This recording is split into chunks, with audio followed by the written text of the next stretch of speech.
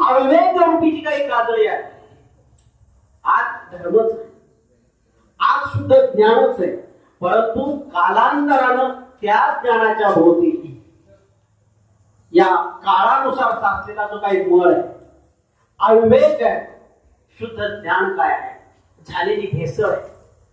आज आपण संत रचना बघतो. संत रचनामध्ये सुद्धा काही अभंगाला क्षेपक म्हटलं जातं. हे या संतांचे नाहीत. माऊली ज्ञानोबांच्या ज्ञानेश्वरीचा दृष्टांत नागबाबांना झाला. तो काळ काय होता?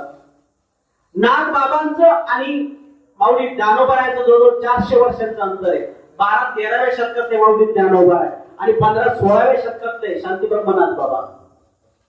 झालेलं काय आहे ती ज्ञानेश्वरी परम पवित्र आहे, परंतु कालांतरानं काय झालेलं आहे, ग्रंथ पदवीचं अतिशय